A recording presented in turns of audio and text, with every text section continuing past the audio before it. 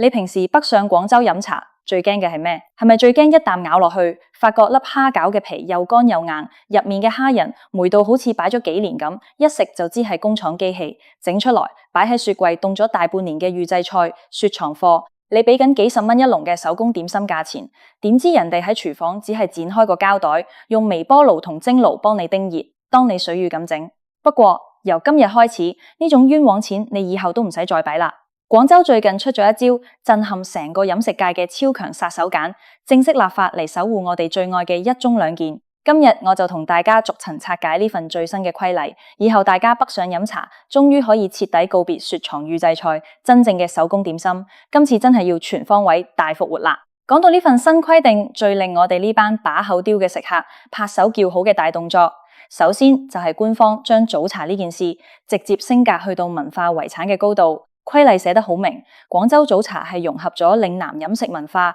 社交習慣同傳統手藝嘅特色消費形式。大家要留意嗱，呢個絕對唔係搞下花神，隨便講下就算，而係官方正式定性早茶嘅核心，必須要有傳統手藝喺入面。即係話，以後求其放部雪櫃喺度，用工廠貨加熱，就自稱做正宗茶樓嘅時代，正式宣告終結。為咗將真正嘅師傅手作同埋嗰啲呃神騙鬼嘅預製菜劃清界線，新規定定出咗一個極度嚴格嘅標準，就係將傳統方式同非傳統方式劃出一條清清楚楚嘅界線。以後大家去廣州飲茶，店家一定要喺點心紙上面或者喺鋪頭入面最搶眼、最容易睇到嘅地方，清清楚楚、明明白白寫清楚呢籠鳳爪。到底係師傅今朝喺廚房入面一步步洗乾淨、炸過、調味、燜煮出嚟嘅新鮮手工貨，定係直接喺廠房撕開包裝袋加熱嘅預製貨？而且規例入面定明，只要你打着傳統方式現場製作呢個旗號，咁呢籠點心由師傅開始做，到蒸好端上台俾客食，中間嘅時間絕對唔可以超過24小時。呢一招真係一針見血，徹底斷絕咗嗰啲擺咗半年、一年嘅冰凍預製菜，想冒充新鮮手作嘅後路。如果真係有某些傳統手藝比較繁複，例如需要發酵或者醃製好耐嘅特別糕點，製作時間真係超過咗24小時嘅，商家都唔可以自己吹水，必須由專門嘅餐飲行業協會出具證明先可以過關。總之一字禁錢，冇得再亂吹。聽到呢度，我知道大家實會問，喂，商家如果喺點心紙上面寫住係傳統手作，但其實喺廚房入面靜雞雞撕包裝袋，我哋坐喺大堂飲茶又點會知啊？你想到嘅廣州呢份新規例，連呢一點都一併幫你諗埋。規例直接要求呢啲早茶經營者必須要將個廚房亮出嚟俾大家監管，店家可以裝大玻璃，做成全透明嘅廚房，或者好似日本料理咁搞個開放式嘅操作台。哪怕你廚房位置唔夠，都必須要裝高清鏡頭，將廚房入面嘅畫面即時無延遲咁轉播去大堂嘅電視屏幕上面。甚至一啲有條件嘅大型酒家，仲可以設立專門嘅參觀通道。呢個舉動代表住咩？代表住我哋呢班去嘆茶嘅街坊，坐喺茶台隔籬，一邊沖緊壺普洱，一邊抬頭望過去，就可以透過玻璃清清楚楚睇到裏面着住白衫嘅師傅係點樣揉麵粉，點樣灌皮，點樣包蝦餃。你親眼望住舊新鮮麵團喺師傅手上變成一粒粒晶瑩剔透、飽滿誘人嘅點心，再睇住竹籠冒出騰騰嘅蒸汽，呢種睇得見、摸得着嘅真實感，先至係我哋出外飲食最想要嘅踏實感，對唔對？唔單止咁，呢份法規仲極之有人性。佢定明，如果係同一款點心，你用傳統手工做嘅，同工廠機器做嘅，可以實行唔同嘅價錢。呢個做法真係非常之合理。有啲後生仔可能只係想快快手填飽個肚，唔介意食平少少嘅機器包子。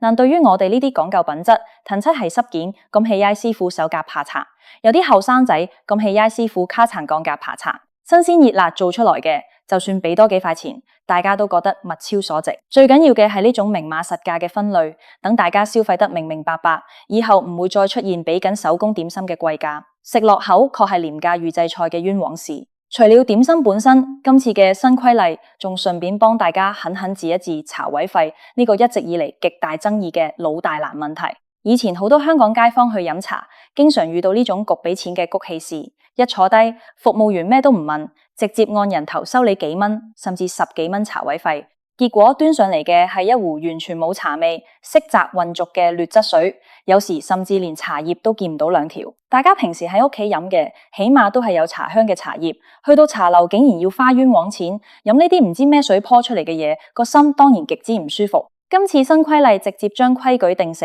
商家如果真係要收茶位費，就絕對唔可以強買，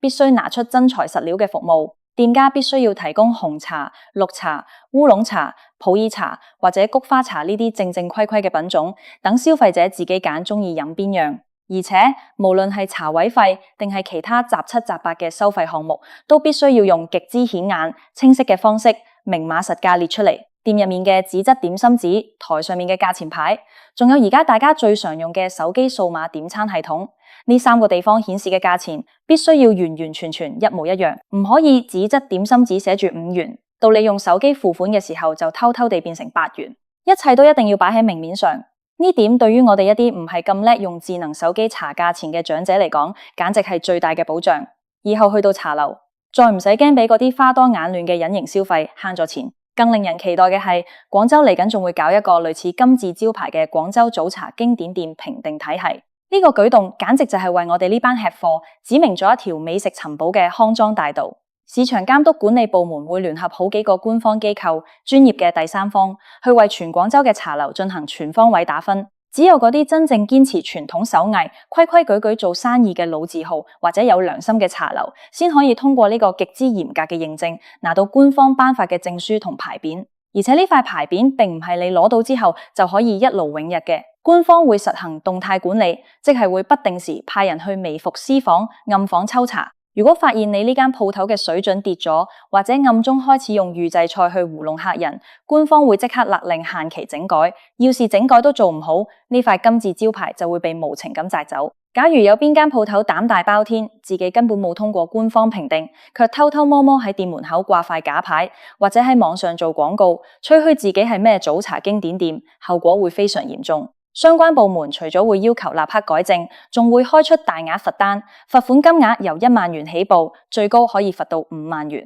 喺呢種重罰之下，睇下邊個仲敢隨便攞老廣早茶嘅金字招牌嚟招搖撞騙。與此同時，人力資源社會保障部門仲會建立廣州早茶師傅嘅職業技能評價體系，開展升級師傅認定，培育更多大師工作室。以後大家想要間好食嘅茶樓，簡直唔需要用腦。只要認準店門口有冇政府頒發嗰塊經典店牌匾就得啦，你完全唔使再嘥時間去小紅書或者大眾點評去睇嗰啲分唔清真假嘅網紅評價，更加唔使喺街頭盲摸周圍撞。跟住呢塊招牌走，絕對可以食到最地道、最傳統、最正宗嘅廣州早茶。有咗呢一系列強而有力嘅新規例，對於我哋呢班平時中意北上飲茶、享受退休生活嘅香港老人家嚟講，簡直係迎來咗最美好嘅黃金時代。平時我哋喺香港雖然都有好多質素唔錯嘅茶樓，但大環境擺咗喺度寸金尺土，茶樓裏面嘅座位往往非常逼格，台同台之間近到好似背貼背咁，連同老友傾句偈都要刻意壓低聲浪。加上香港嘅租金同人工成本實在太過高昂，導致茶樓嘅經營壓力好大。大家入去飲個早茶，服務員恨不得你一吞落肚就即刻起步走人，好等佢哋可以快速翻台。成個飲茶嘅氣氛往往顯得好急躁，好難令人真正靜下心嚟，慢慢品嘗點心嘅精妙。相比之下，廣州嘅茶樓多數寬敞明亮，樓底又高，環境舒服好多。我哋老人家3、5成群，點上一沖好茶，叫上幾籠點心，可以由早上8點一直坐到中午12點，天南地北，無所不談，完全唔會有服務員喺你後面行嚟行去，用眼神催促你走。呢個先至係我哋心目中真正嘅歎茶。呢個歎字本身代表嘅就是一種從容不迫、悠哉悠哉嘅生活享受。但過去呢2年，因為預製菜氾濫，呢種歎茶嘅享受真係大打折扣。好多長者心裏面經常犯嘀咕，覺得大老遠坐高鐵、坐巴士跑上去，如果最後食到嘅只係一堆速凍食品，真係車錢都蝕埋，覺得好唔划算。而家有咗呢條法規做保護傘，嗰種純粹無憂無慮嘅快樂，終於可以毫無顧忌咁返嚟啦。總括而言，廣州今次針對早茶嘅立法行動，真係一件大快人心嘅好事。它驅散咗預製菜帶嚟嘅工業流水線冰冷感，重新點燃反茶樓裏面嗰股暖粒粒、充滿人情味嘅煙火氣。對於正在尋找優質退休生活、注重生活質素嘅香港長者們嚟講，有咗呢一紙明文規定，大家以後嘅北上探查之旅將會變得更加安心、順心同舒心。冇咗套路，冇咗欺騙，剩返落嚟嘅只有真材實料同埋一份傳承手藝嘅誠意。大家如果有時間，不妨盡早規劃一下你嘅下一次廣州之旅，帶上屋企人，約埋3、5知己，去那些掛住經典牌匾嘅老字號茶樓坐下。透過明亮嘅玻璃睇下師傅們巧奪天工嘅手藝，好好品嘗一下嗰口久違了嘅正宗手工味道。多謝大家收看，如果覺得今日呢條片分析得有道理，好幫到你，記得幫手按個投幣、點讚、分享同埋訂閱我哋。我哋下期再見。